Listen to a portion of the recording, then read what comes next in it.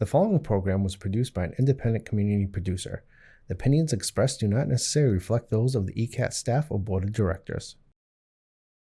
Righteousness, not riches.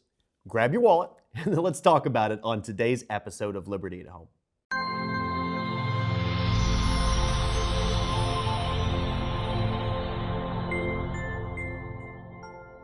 Hello there, friends, and welcome to our latest edition of Liberty at Home.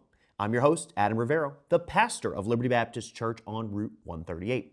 As always, we're broadcasting from the state-of-the-art ECAT studios here in the town of Easton, which is currently 299 years old, and it doesn't even look a day over 239. On today's broadcast, we're continuing our trek through the book of Proverbs, and today's stop is in chapter 11. So join me as I read these four verses, starting in verse number 28. He that trusteth in his riches shall fall, but the righteous shall flourish as a branch. He that troubleth his own house shall inherit the wind, and the fool shall be servant to the wise of heart. The fruit of the righteous is a tree of life, and he that winneth souls is wise. Behold, the righteous shall be recompensed in the earth, much more the wicked and the sinner. I love reading books. And without a doubt, my favorite genre is history. I have to admit that I go through phases in what type of history, though, I like to read. For a long time, I was keen on presidential history. But lately, I've been exploring the lives of some of America's wealthiest individuals, both from today and from years gone by.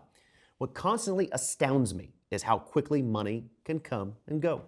For instance, a few weeks ago, I was reading about a man who was a billionaire in 1984. And the book was written in 1987. So, out of curiosity, I wondered how the rest of his life fared after the book was published. So I went to Wikipedia because, well, we know everything on Wikipedia is true, right? I did find, and other websites corroborated this story though, that this man died with almost no money. In fact, about 20 years after making his first billion, he needed a loan from his mother just to pay his creditors. It's pretty sad. In our text, verse 28 makes a bold proclamation. He that trusteth in his riches shall fall. Now, on its face, that's hard to believe. Why? Because those of us who are watching are probably not millionaires and billionaires. We tend to believe that financial gain brings great security. You know, the more money you have, though, the easier life gets, some would say, but that's just not the case. Instead, it's easy come and easy go. Here today, gone tomorrow. You win some, you lose some. This is why we're told in Proverbs that the currency we must prize more than anything else isn't related to precious metals, stocks, bonds, IRAs, or even cold hard cash. Rather, the currency we should accumulate the most is righteousness. The three verses that follow demonstrate its abiding nature and value when we prioritize it in our lives. Now, Jesus put it this way in the Sermon on the Mount. Lay not up for yourselves treasures upon earth, where moth and rust doth corrupt, and where thieves break through and steal. But lay up for yourselves treasures in heaven, where neither moth nor rust doth corrupt, and where thieves do not break through nor steal. For where your treasure is, there will your heart be also. A life lived for God through the gospel is greater and more eternally abiding than anything this world has to offer. Also, consider this. The human author of this passage was King Solomon.